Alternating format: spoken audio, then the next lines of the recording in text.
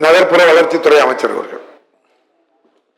மாண்புமிகு பேரவைத் தலைவர் அவர்களே, திருச்சிராப்பள்ளி 59வது வார்டு கல்லுக்குழி பகுதியில் மிக பழுதடைந்த 342 அரசு பணியாளர்கள் வாடகை குடியிருப்புகள் இடிக்கப்பட்டு அங்கு 464 அரசு பணியாளர்கள் வாடகை குடியிருப்புகள் தற்போது கட்டப்பட்டு வருகிறது.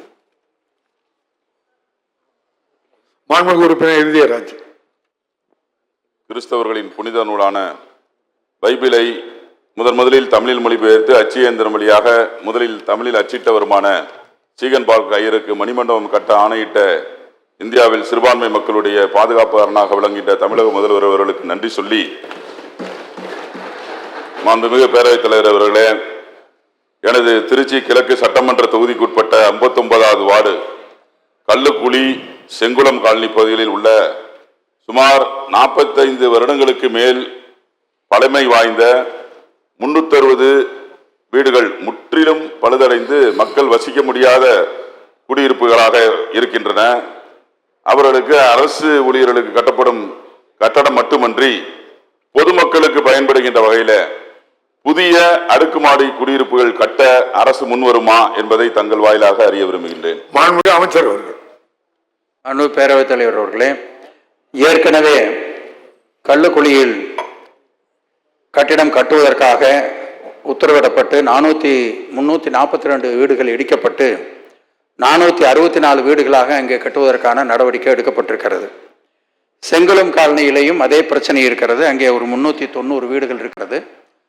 அதிலேயும் ஏறத்தாழ ஒரு 108 வீடுகள் இடிக்கப்பட்டு புதிதாக கட்ட வேண்டும் என்ற நடவடிக்கை எடுத்து இடிப்பதற்கான ஏற்பாடு செய்யப்பட்டிருக்கிறது.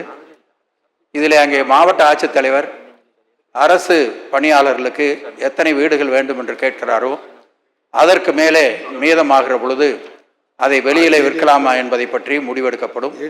அதுவும் அரசு நிலமாக இருந்தால் அதில் கொஞ்சம் தடைகள் இருக்கிறது. வாரியத்தினுடைய இடமாக இருந்தால் அதை வெளியிலே விற்பதற்கான நடவடிக்கை கண்டிப்பாக எடுக்கலாம்.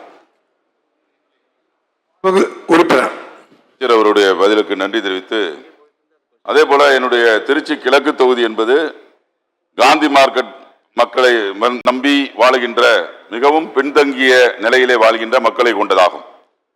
சொந்த வீடுகளின்றி வாடகை வீட்டில் 100 ஸ்கொயர் ஃபீட்டு 150 ஸ்கொயர் ஃபீட்டில் தான் வீடுகளில் வாழ்கின்ற சூழ்நிலை அங்கு இருக்கு. மக்கள் அடர்த்தியான பகுதிகளிலே வாழக்கூடிய ஒரு சூழ்நிலை இருக்கு. எனவே அமைச்சர் கூறியவாறு பழுதடைந்த வீடுகளை அகற்றும் போது குறிப்பாக இந்த 360 பழுதடைந்த முற்றிலும் மக்கள் வாழ முடியாத இருக்கக்கூடிய அந்த குடியிருப்புகளை அகற்றிவிட்டு குறைந்த வருமானம் உள்ள மக்களுக்கான லோ இன்கம் குரூப், நடுத்தர வருமானம் உள்ள அதாவது மிடில் கிளாஸ் இன்கம் குரூப் பயன்பெறுகின்ற வகையில் அடுக்குமாடி கட்ட குடியிருப்புகள் கட்ட அரசு வழிவகை செய்கின்ற பொழுது முன்னுரிமை தந்து திருச்சி கிழக்கு தொகுதிக்கு தர வேண்டும். திருச்சி கேக்கநகர் பகுதியில் வாரியத்திற்கு சொந்தமான பல நிலங்கள் இருக்கின்றன. செங்குளம் காலனி பகுதியிலும் கூட நம்மளுடைய கல்லுக்குழி பகுதியில் அதிகமான இடங்கள் இருக்கின்றன என்பதையும் அமைச்சருக்கு தெரிவித்து முன்னுரிமை வழங்க வேண்டும் என்று தங்களின் வாயிலாக கேட்டு அமைகின்றேன்.